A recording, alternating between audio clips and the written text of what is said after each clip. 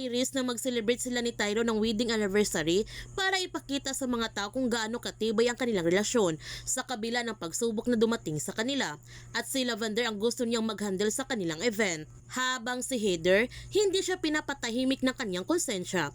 Bumabalik sa kanyang isipan ang pagkamatay ni Marigold at nanginginig ang kanyang buong katawan dahil sa kanyang matinding takot na baka malaman ni Aster na siyang pumatay kay Marigold. Ipinaalam kagad ni Jasmine kay Aster na pinaparash ni Iris ang kanyang party. Ang sabi ni Aster na talagang merong panahon si Iris para sa anniversary nila ni Tyrone. Ang sabi ni Jasmine na yun nga ang nakakapagtaka. Nararamdaman tuloy ni Aster na parang may mali sa party ni Iris, kaya sinabihan niya si Jasmine na mag-iingat ito at gusto sana niya ito samahan sa event ni Iris. Ngunit hindi pumayag si Jasmine dahil kaya na niya kanyang sarili. Ang importante sa ngayon kay Jasmine, magkakasama sina Aster at Mira. Sinabihan ni Aster si Jasmine na huwag silang alalahanin dahil nandito si Agent Pascual para bantayan sila at sana inaasikaso siya ng mabuti ni Sandro. Hindi naman sinabi ni Jasmine na hindi niya kasama si Sandro dahil sa nangyaring gulo kahapon para hindi na mag-alala sa kanya si Aster. Samantala, nagtataka si Tyrone kung bakit gusto ni Iris na mag-imbita ng marami para sa kanilang party. Ang sabi nito kanina na maliit lamang na selebrasyon. Ang sabi ni Iris na gusto niya sabihin sa lahat kung gaano niya kamahal si Tyrone. Ang sabi ni Tyrone kung pwede sila na lamang dalawa. Ngunit hindi pumayag si Iris at nakiusap siya kay Tyrone na pagbigyan siya nito sa kanyang gusto. At wala nang magagawa si Tyrone kundi sundin ang gusto ni Iris. Pero hindi nila alam na may pinaplano pala si Iris para kay Lavender dahil ilalantad niya mismo sa kanyang party ang totoong katauhan ni Lavender kapag napatunayan niya na siya si Jasmine Flores. Pumunta si Jasmine sa bahay ni Sandro para kumustahin ang kalagayan nito at nadatnan na lamang niya na sobrang gulo na ang bahay ni Sandro, bumalik na ito sa dati.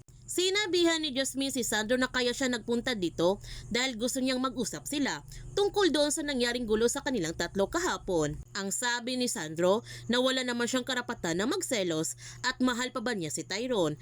Ang sagot ni Jasmine na hindi na niya mahal si Tyrone. Nagtanong si Sandro ano ba ito? Ginagawa ba niya ito para sa anak niya? Ang sagot ni Jasmine, napaka-importante na kanyang anak. Ginagawa niya ito dahil gusto niyang linisin ang kanyang pangalan para sa anak niya. Doon sila mag-focus, sana huwag silang madiskaril sa layunin nila, kahit siya yung paghahanap ng hustisya para sa maginan niya.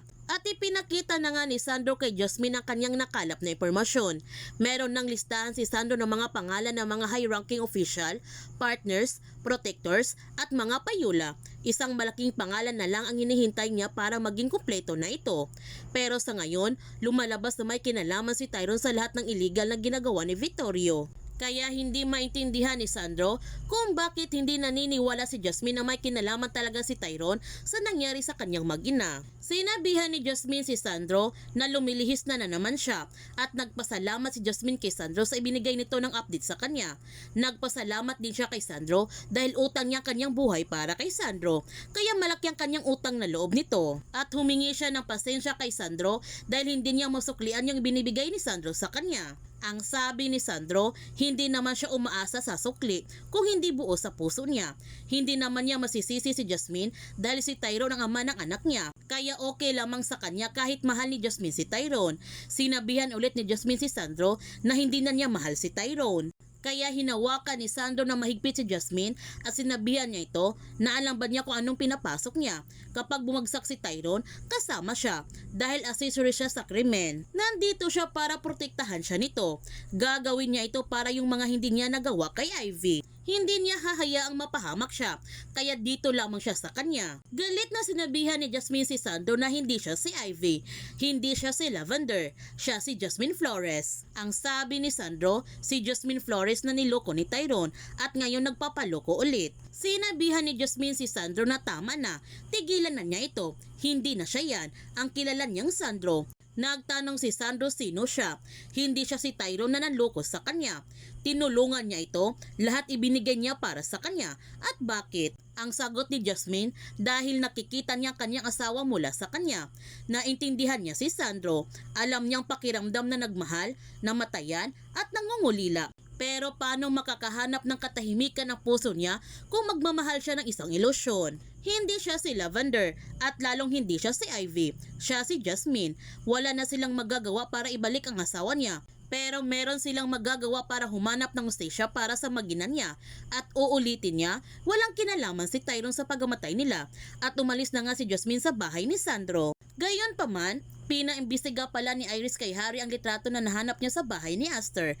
At nalaman ni Harry na ang kasama ni Jasmine sa litrato ang kanyang ina at ang dating trabahador ng Greenfield Flower Farm kung saan nagtrabaho si Jasmine, at na-confirm pa nga nila na si Lavender at si Jasmine Flores ay isa lamang dahil sa fingerprint na kanilang nakuha sa litrato. Ano ang binabalak ni Iris para kay Jasmine? Yan ang ating abangan sa Lavender Fields. Kung bago ka pa channel ko, don't forget to like, subscribe, and click notification bell para palagi kang updated sa mga videos in-upload ko. Thank you for watching and God bless to everyone.